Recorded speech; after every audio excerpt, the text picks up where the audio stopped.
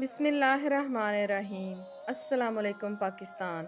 وطن گھر کی طرح ہوتا ہے، وطن سے محبت ایمان کا رکن ہے۔ دشت تو دشت ہے دریا بھی نہ چھوڑے ہم نے، دشت تو دشت ہے دریا بھی نہ چھوڑے ہم نے، بحر ظلمت میں دوڑا دیے گھوڑے ہم نے۔ ایک بدو مدینے کی طرف دوڑا ہوا آیا، اس نے دریافت کیا کیا عمر رضی اللہ تعالیٰ عنہ وفات پا گئے ہیں؟ کیا عمر رضی اللہ تعالیٰ عنہ اس دنیا سے پردہ فرما گئے ہیں؟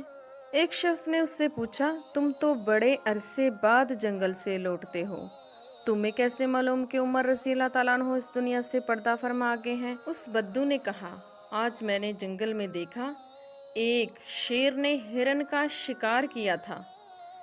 جب عمر رضی اللہ تعالیٰ عنہ زندہ تھے تو شیر اور ہرن اکٹھے چرا کرتے تھے۔ حضرت عائشہ صدیقہ فرماتی ہیں کہ جناب رسالت مآب صلی اللہ علیہ وسلم فرماتے ہیں کہ جو کسی سے محبت رکھتا ہے تو اسے اپنے دل اور زبان سے بکثرت اس کا تذکرہ کرتا رہے۔ جیسے اللہ رب العزت نے نبی اکرم صلی اللہ علیہ وسلم سے محبت کی تو اللہ تعالیٰ نے اپنی ہر کتاب تورات، انجیل، زبور اور قرآن مجید میں سب میں آپ صلی اللہ علیہ وسلم کا تذکرہ بار بار ذکر فرمایا۔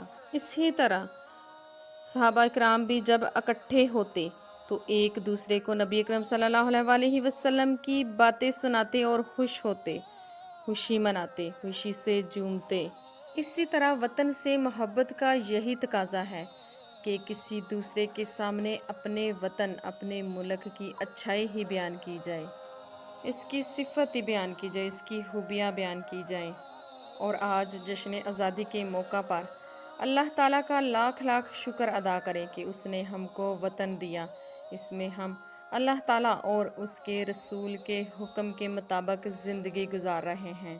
حضور پاک صلی اللہ علیہ وسلم نے اپنے آبائی وطن مکہ مکرمہ سے محبت کا ذکر کرتے ہوئے فرمایا ہے کہ یہ حقیقت ہے کہ ہم اسلامی جمہوریہ پاکستان سے بے پناہ محبت رکھتے ہیں، اس کے ایک ایک ذرے سے محبت رکھتے ہیں، اپنے ملک کی ایک ایک انچ کسی دوسرے کو دینا گوارا نہیں کرتے، اسے چھوڑ کر کسی دوسرے پڑوسی ملک میں رہائش پذیر ہونے کی آرزو نہیں رکھتے۔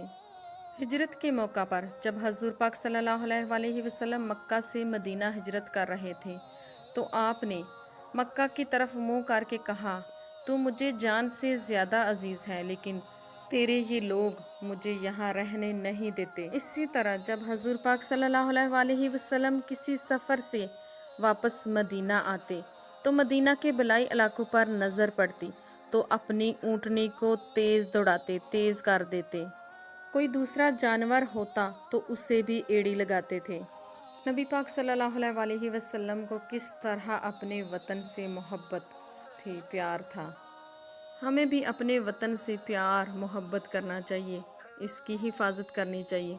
وطن کی حفاظت ایک قرض ہے، وطن کی حفاظت ایک قرض ہے، خوش قسمت ہے وہ لوگ جو اسے ادا کرتے ہیں۔ ہماری خاک سے خوشبو وطن کی آئے گی، ہماری خاک سے خوشبو وطن کی آئے گی، ہمارا خون اس مٹی کے رنگ میں شامل ہے۔